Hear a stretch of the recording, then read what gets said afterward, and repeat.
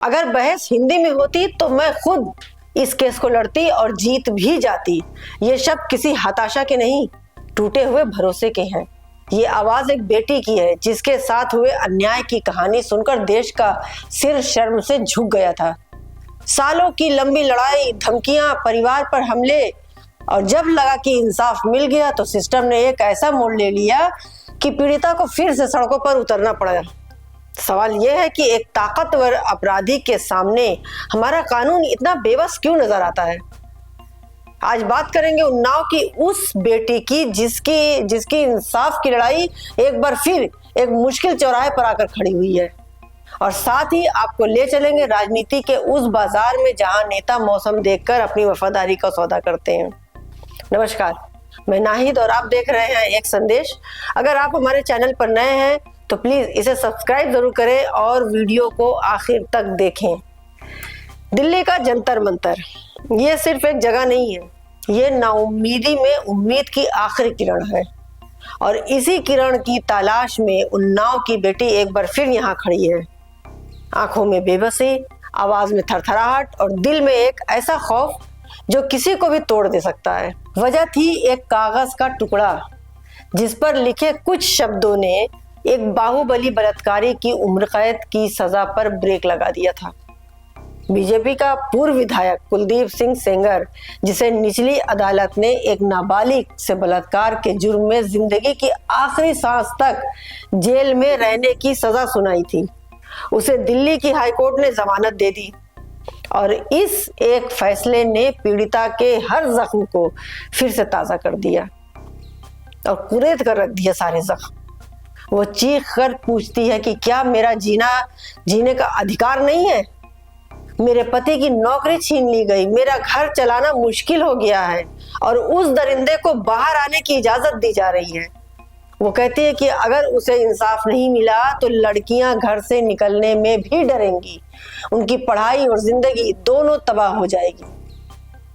और ये डर महज एक डर नहीं है, पीड़िता का दावा है कि उसके सिर पर 1 करोड़ का इनाम रखा गया है। इसके परिवार का और गवाहों को खत्म करने की सुपारी दी गई है। और तो और इसी बेबसी के मंजर में एक और चेहरा सामने आया जब कुछ लोग मैं कुलदीप सेंगर का समर्थन करती हूं जैसे पोस्टर हाथ में लिए दिखे। सोचिए, एक बलात्कार के दोषी के पक्ष में खड़े होने की हिम्मत कहां से आती है। जाहिर है दोनों में झड़प हुई होगी और सोशल मीडिया पर वीडियो वायरल हो रही है। अब आते हैं कहानी के दूसरे पहलू पर। देश की सबसे बड़ी अदालत सुप्रीम कोर्ट, जहां सीबीआई ने हाई कोर्ट के इस अजीबोगरीब फैसले को चुनौती दी।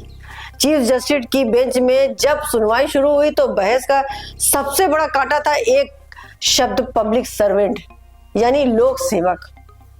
कानून कहता है कि अगर कोई पुलिस वाला या अफसर, कोई भी लोक सेवक किसी बच्ची के साथ ऐसा घिनौना काम करता है तो उसकी सजा और भी संगीन होगी।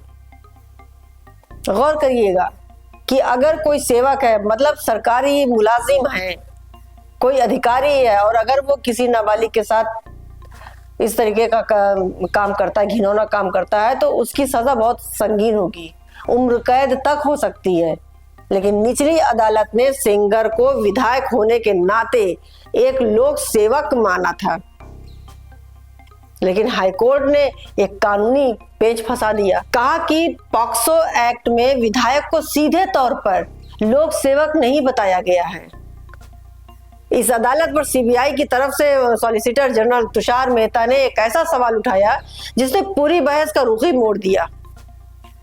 उन्होंने कहा कि ये ऐसी विडंबना है कि एक विधायक की सुरक्षा में लगा मामूली सिपाही तो पब्लिक सर्वेंट है, लेकिन वो विधायक नहीं, जिसके पास पूरे इलाके की ताकत होती है, जो जनता का रहनुमा कहलाता है, वो पब्लिक सर्वेंट नहीं है।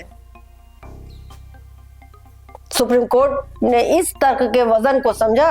अदालत ने माना कि मामला बेहद संगीन है और तुरंत हाईकोर्ट के जमानत वाले आदेश पर रोक लगा दी। सेंगर फिलहाल जेल में ही रहेंगे क्योंकि वो पीड़िता के पिता की हत्या के एक दूसरे मामले में भी सजा याफ्ता है। अब देखना यह है कि एक बेटी और कितना लड़ना पड़ेगा उसको।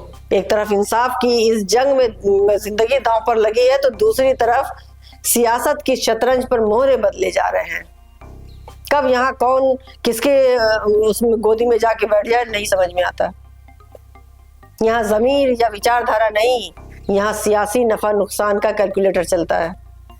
ताजा मिसाल है बंगाल की अभिनेत्री पूर्णो मित्रा।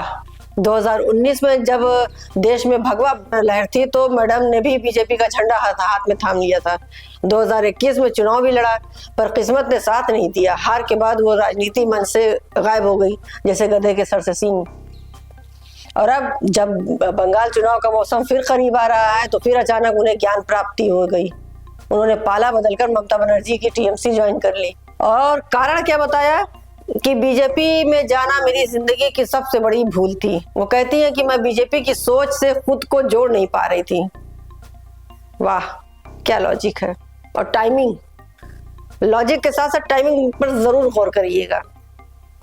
मतलब जब सन 2019 में ये चुनाव हारी, तब से लेके अब तक ये उस भूल पर पछता रही थी, पश्चाताप कर रही थी। अब दोबारा जब चुनाव आ गया है तो फिर ये आके बोलने लगी हैं। 2025 में भूल कैसी हो गई थी वो अभी तक अपने आप को समझा रही हैं। और इस पूरे नाटक पर नमक छिड़कने का काम किया बीजेपी के नेता सजल घोष ने। जब उनसे इस बारे में पूछा गया तो उन्होंने तंज मारते हुए कहा कि अरे ये कौन है, अच्छा एक्ट्रेस। देखिए, बंगाल में जो भी एक्ट्रेस बीजेपी में आती हैं उनका करियर पूरी तरह से खत्म हो जाता है। काम मिलना बंद हो जाता है तो बेचारी मजबूर होकर टीएमसी में चली जाती हैं। ये लोग राजनेता थोड़े ही हैं, ये तो बस अपने लिए एक सियासी छड़ ढूंढती हैं। खैर, वापस आते हैं उन्नाव के केस पर। तो फिलहाल सुप्रीम कोर्ट के इस आदेश ने जमानत पर तो रोक लगा दी, लेकिन सवाल अभी भी वही है। सवाल है भरोसे का। सवाल है इस केस का हर फैसला देश के करोड़ों बेटियों का भविष्य तय करेगा। आपकी इस पर क्या राय है कमेंट बॉक्स में जरूर बताइएगा। आज के लिए बस इतना ही। आप देखते रहिए एक संदेश। नमस्कार, जय हिंद।